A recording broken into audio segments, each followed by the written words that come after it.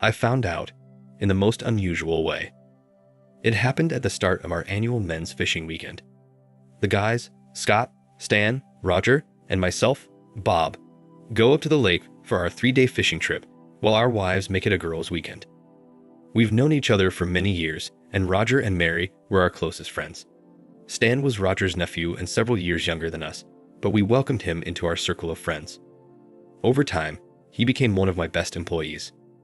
When Laura and I got married, we were just high school graduates, but I was determined and hardworking. Shortly after graduating, I started a small pool service business, and within 2 years, it had grown to serve over 100 homes with the help of 4 employees. The business continued to thrive, and 20 years later, I was managing over 1,500 homes with a team of 30 dedicated employees, including the invaluable Stan, who proved to be a remarkable asset to the company. Stan's passion, strong work ethic, and fantastic rapport with the team made him an exceptional manager for one of our operations. Recognizing his outstanding contributions, I promoted him, offering a substantial increase in pay and the possibility of future ownership in the company. Our professional relationship flourished into a genuine friendship, and we enjoyed working together. Over the years, I expanded the business, establishing it as the premier pool service company. With the vast majority of homes having pools that required constant care and maintenance, our services were in high demand. Our revenue and profits soared, strengthening the company's position in the market. As the business grew, the importance of financial management became evident. I rely on Howard, a trusted and experienced family member who was a retired tax accountant with a wealth of knowledge in finance. Under his advice, I leveraged all the equity in my home to expand the business when mortgage rates were extremely low. Howard's wife, Beth, was a corporate attorney and suggested placing the company into a trust to protect the assets from liabilities and any potential lawsuits in the future. I followed her advice and became the sole trustee. He, along with his attorney spouse, played a significant role in our success, providing invaluable advice and recommendations that proved to be instrumental in the company's prosperity. On the day we were supposed to leave for our vacation, Laura and her crew of girl pals descended upon our fancy house for a weekend of pure indulgence. As they arrived, I received strict instructions not to disrupt their shenanigans. They were on a mission to have a blast without us husbands around, and boy did I happily oblige. I was more than ready to escape the clutches of girl talk and gossip for the weekend. A fishing trip sounded like paradise after slaving away for weeks running my growing company. The thought of reeling in some big catches and sipping the cold one with the boys was pure heaven. As I left the ladies to their wine-fueled afternoon of giggles and secrets, I couldn't help but think how lucky I was to have Laura and her gang of mischief makers in my life. Sure, they might drive us husbands crazy at times, but deep down, we knew they were the spice that added flavor to our otherwise ordinary days. I couldn't help but smile as I drove over to Roger's house, knowing that the weekend's adventures were just beginning. We had meticulously planned our trip to the lake, aiming to depart at 6 p.m. to reach our destination by 9 p.m. The 3-day excursion promised to be an exciting time, filled with fishing and camaraderie. As we gathered our gear and packed up the car, I suddenly realized that I had forgotten my special fishing lure, which I had been diligently working on in my workshop. For me, fishing was not just a hobby, it was a passion. I took great pride in crafting my fishing lures and tackle combinations, believing that the right equipment could make all the difference in a successful catch. This particular lure I had been working on for the past week held a special significance to me. It was a labor of love, a custom creation that was tailored to attract the biggest fish and bring me joy on the water. Knowing the impact of having the perfect lure, I couldn't think of going on the trip without it. So, I informed my fellow fishing buddies that I needed to retrieve my prized lure before we embarked on our adventure. I jumped in my car at around 5 p.m. and drove the 7+ minutes back to my house, parked behind all the women's cars and walked to the side door, and quietly made my way down to the workshop, not wanting to disturb the girls or get yelled at for coming home early. Trying to remain quiet, I made my way over to the bench and noticed that I could hear the women chatting. I remember laughing when I realized they were already drunk as they were giggling and having fun. They were sitting in the shade next to the tiki hut, which was at the side of my house. The workbench was just below the outside window and was close enough to hear their conversation. Now, I am not an eavesdropper and couldn't give a crap about their conversation, but when I heard my wife talking about me in bed, my attention perked up. I don't know why, but I thought that I should record this part of the conversation and tease her with it when I got back. So I turned on the recording application on my iPhone. The next few minutes ruined my fishing trip and turned my world upside down. Apparently, I just walked into the middle of a steamy gossip session. The ladies were certainly not holding back, and I couldn't help but chuckle at their candidness. It seemed like they were discussing the not-so-private details of their love lives, and things were getting spicy. Laura, with her mischievous laugh, didn't shy away from dishing out the details about her relationship with her husband, me. I heard her tell the girls how great I was with my tongue, and that I never failed to bring her off and satisfy her after all these years. I couldn't help but think, you go Laura, brag about your stud hubby. She continued, But it's true what they say. After years of marriage, things might not be as wild as they once were, but hey, it happens to the best of us. But then, out of nowhere, one of the girls dropped the million-dollar question. Is that why you did it with Stan? My ears perked up as I leaned in, curious to see how Laura would respond to that bombshell. The girls were in full detective mode trying to piece together the puzzle of Laura's recent escapades. Laura continued, No, Bob and I have a good sex life, and he's always satisfied me in that way. I love him and would never intentionally have started anything with Stan. It kind of just happened. The girls chimed in. Come on, Laura. You cheated on Bob. You can't be that satisfied with your marriage. She responded, No, you don't understand. My love for Bob is everything. He's not just my man, he's my home, my rest, my heart, and my safe place. And yes, he satisfies me. I love him dearly. This stupid thing with Stan was just a big mistake. But you said Stan was a great lover, so we assume you had sex with him more than once. We don't get it. Tell us the whole story. She replied, Girls, anything I tell you has to stay here. The guys would kill Stan, and my husband would kick me to the curb if he found out. I would never hurt him that way. He's such a sweet man, but he would never understand. Do you promise to keep this just between us girls? I didn't hear anything, but I assumed they all nodded their heads in agreement. She continued, After Susan dumped Stan last month, he was distraught. He was completely shocked. He was about to ask her to marry him. That afternoon when I saw him at the restaurant, we sat together, and he opened up to me and told me the entire story. Girls, he cried. This big strong dude was crying, and my heart went out to him. I felt so bad for him, so I sat with him until he calmed down. He was so depressed and upset, I felt almost a motherly need to take care of him. One of the ladies interrupted, Yes, you're old enough to be his mother. Give us a break, Laura. You had a sexual need to take care of him, not a motherly need. She went, Well, as it turned out, you're right, but at the time, sex had not crossed my mind. Anyway, he walked me to my car and thanked me for being a good friend and letting him unburden his feelings. I just smiled and gave him a friendly kiss. That's when the spark started. Before I could move away from him, he pulled me close and gave me the sexiest kiss I can remember. It's been years since Bob kissed me like that, and that kiss turned my knees to jello.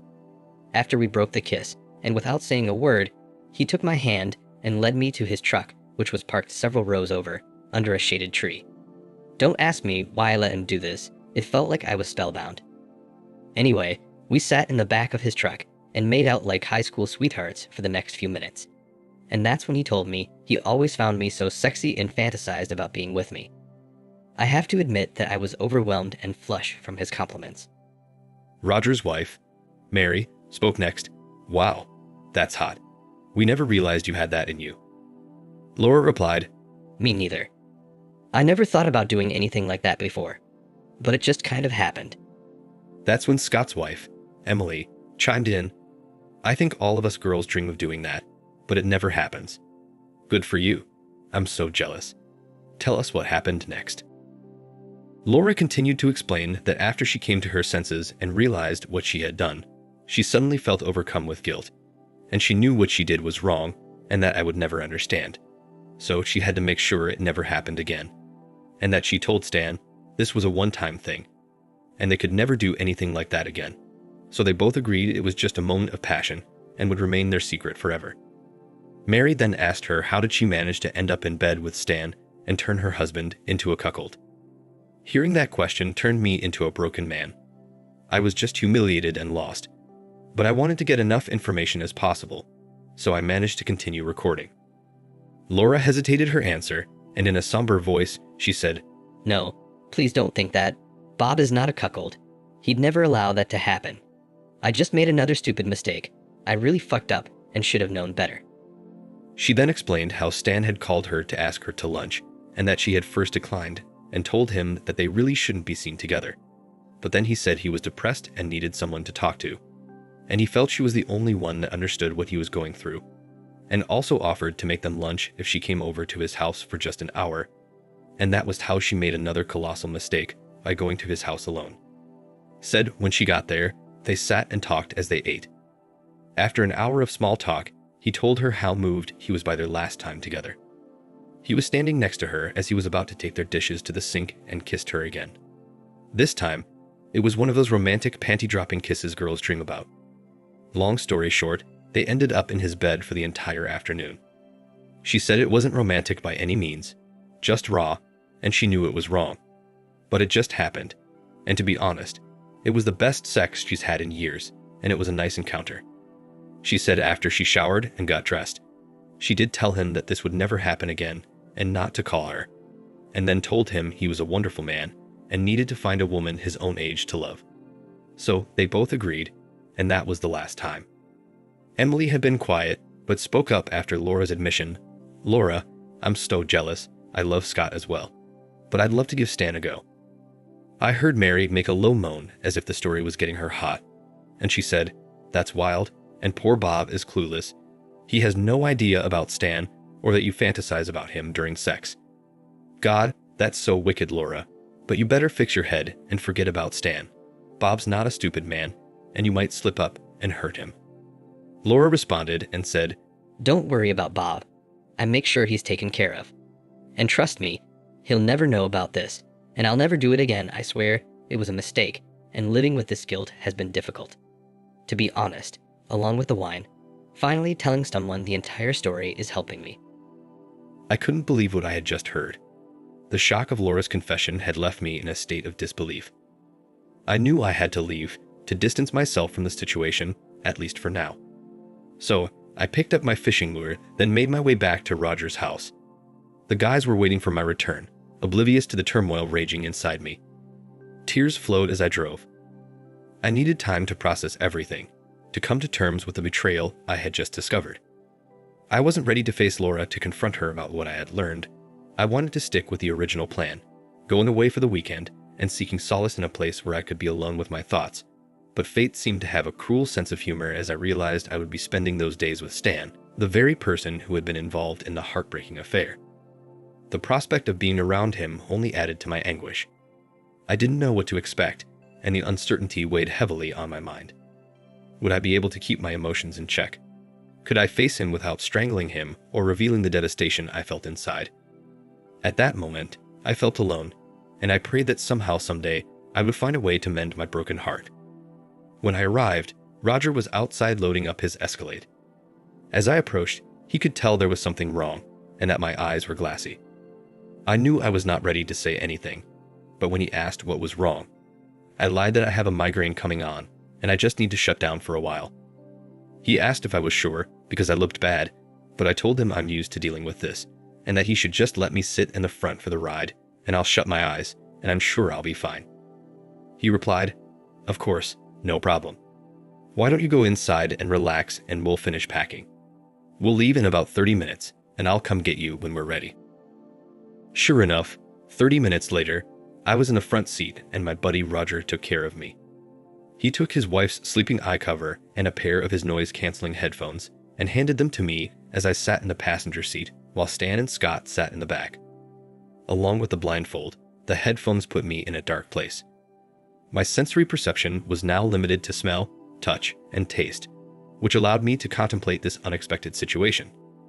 The guys understood my quietness and offered to help if I needed anything. I couldn't look at Stan. I just kept my eyes shut and thanked them for their understanding. For the next 3 hours, still in that dark place, I was able to sit in peace and contemplate the train wreck I had just witnessed.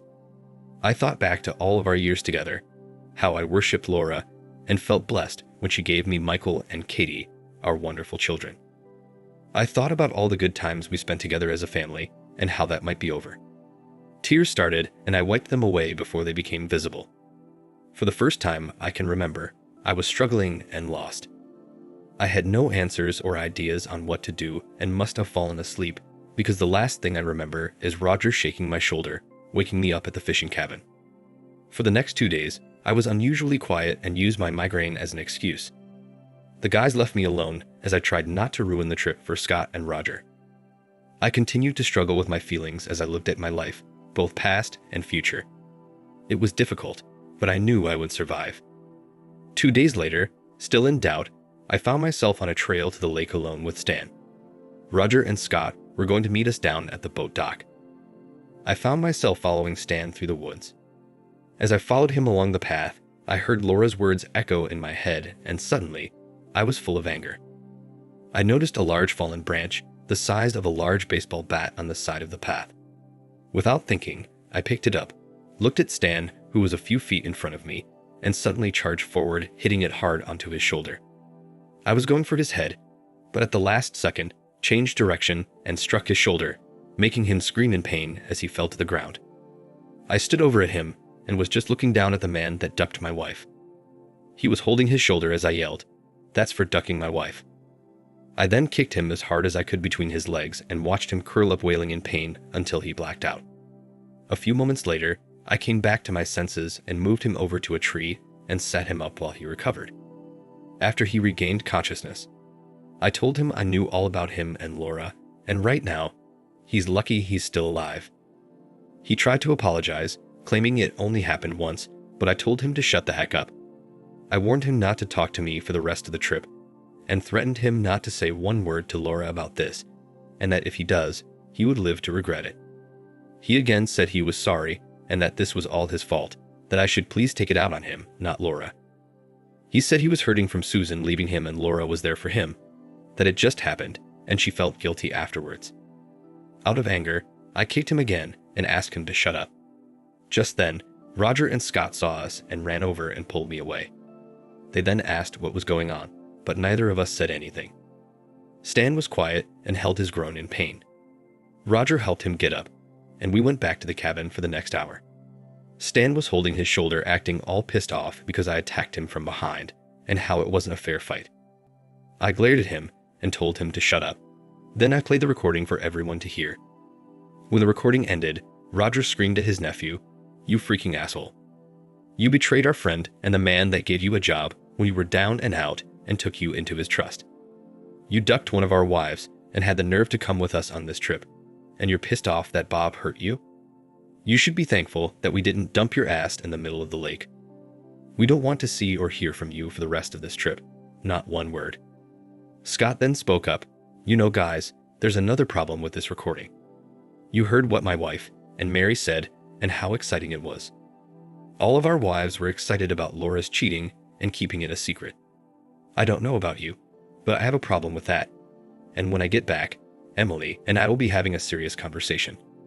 Roger replied, "Yeah, you're right, Scott. That was BS and disrespectful to all of us." He then turned to Stan, giving him a death stare, and said, "See what you've done. You've destroyed one marriage and possibly 2 others. Maybe we should dump you in the middle of the lake." Stan just looked down at the floor and remained silent. I then said, "Guys, I agree, they are all involved, but please give me a few days before you do anything. I'll give you a copy of the recording, but I need to confront Laura before she knows what I've learned. Thanks to this asshole, I don't think I can stay with her. I'm definitely going to divorce her. I know I can't be with her. I just need a few days to figure things out." Roger looked over at his nephew and said, "Stan, you're a piece of shit. You will not speak to Laura or the other wives without our approval. If you warn Laura what's about to come down on her, we will make your life a living hell. Right now, if you disappeared, none of us would be upset. You're my nephew and family, which is the only reason I haven't beaten your ass and left you in these woods. Not a word, do you understand?" Stan nodded and understood. Nobody spoke to him again for the entire trip, and he stayed out of the way and avoided any conflict. I just had to figure out what I was going to do with Laura. As we drove back home, I considered everything and wondered how she would have reacted if the roles were reversed. That was it. Suddenly, I had a plan. The plan was to talk about an affair, leading her to think it was me who had the affair, and see how she reacts and what she would do. If she forgave the one-off sex, then I would go gentle on her. However she reacts, it's exactly the way I will treat her. The solution to her infidelity will now be in her own hands. I returned home and pulled into the driveway. I was in a dark place, but it was time to face Laura, and I needed to keep my feelings in check and act normal, which was going to be one of the hardest things I've ever done. I got a warm welcome home when I entered the house. Laura was dressed up and looking nice when she gave me a big hug and an excellent welcome home kiss, which I was going to be missing very soon. I was still pissed, but I stayed calm. My blood was boiling as I thought about what she had done, but the smell of her perfume and the nice dinner she prepared helped calm me down. We had an excellent dinner, and somehow I remained pleasant and listened to her tell me of the last few days. It was still relatively early when she took me up to the bedroom saying she missed me and needed some extra loving. Obviously, she was horny and wanted some intimacy. I smiled to myself knowing what was to come soon. Laura didn't waste time and tried to initiate intimacy, but I couldn't because all I could think of were her affair. As a result, I was unable to proceed. She looked up at me in shock. I could tell she felt hurt by my lack of excitement, so she asked what was wrong with me. It was showtime. I had my phone on the night table recording the audio so that there would not be any misunderstanding of my conversation. I said, "Laura, there's something I need to tell you. There's someone else, and I feel so bad that I just can't perform." She was shocked and looked up at me and asked, "What do you mean there's someone else?" I told her sorry, and that it's only been a couple of times, but the sex is so great, I just can't get it out of my head. Her Latin temper flared as I predicted. "You had sex with someone else, and you can't stop thinking of the sex." I said, "Well, to be honest, the orgasms were the best ever, and I can't get the thought of all those amazing orgasms out of my head, which is why I couldn't get hard." I phrased the words carefully, not implicating myself, but just repeating her own words from the recording. She was crying, obviously hurt by the thought of the betrayal. Was I being cruel and mean? Maybe, but in reality, I was the victim, not her. I let her continue. In an angry voice, she yelled, "Well, fuck you. You can just pack your shit and get out. I'm not going to stay married to a cheater. You know my dad cheated on my mom, leaving her a broken woman. I will not let you do that to me. Now get out. I'm going to divorce you and make you pay for this. I've been a perfect wife. I gave you 2 wonderful children, ran the household, made you dinner, and treated you with love. And this is how you repay me." I almost laughed at her demeanor and comments. She's not going to enjoy this in a few minutes, that's for sure. "Laura, it was just sex. Come on, it was just a one-time thing. Are you sure you want a divorce over this?" She went, "What do you mean only sex? Are you kidding? I don't believe you, and how do I know if there aren't others? I can't trust you, and yes, I want a divorce, and you're going to pay dearly for this." I replied, "Wow, I didn't expect you to be so heartless and cruel. Like I said, there was no love, it was just sex and only those 2 times. Is this really what you want? Are you sure there's no forgiveness possible? Maybe we can go to counseling." I tried to give her a fighting chance, but she was in fact stacking the odds against herself, and she didn't even know it. She went, "No, we're done. I won't stay married to a cheater. Just pack some of your clothes and get out. Stay with Roger or get a hotel room. But I don't want to see you again. You'll hear from my attorney soon." I couldn't help myself as I smiled. She had no idea that she had just led herself to her own execution. With venom in her voice, she yelled, "Why do you have that smirk on your face?"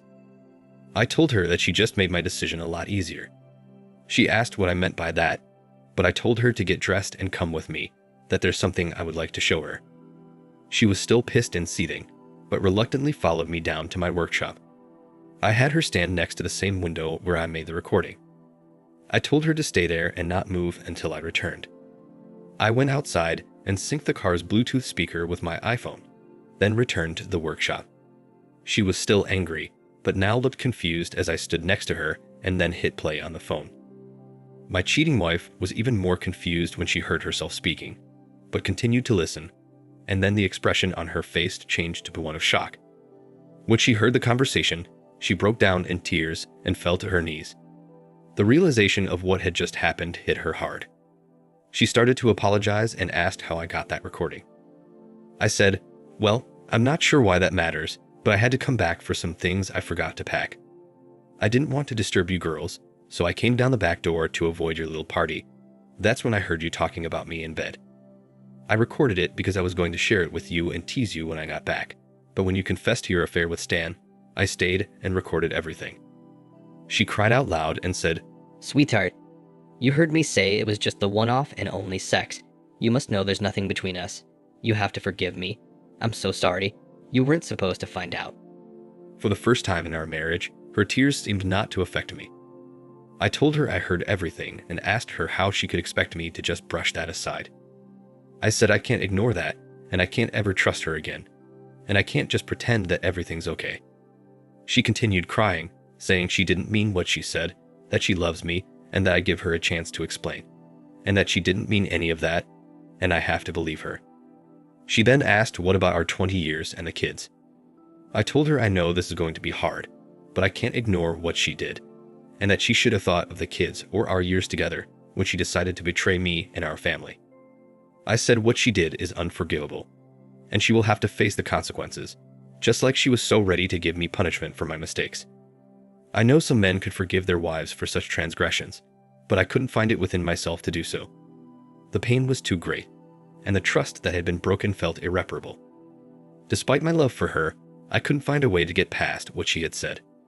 All I could do was honor my feelings and emotions, even if it meant letting go of the woman I once loved so deeply.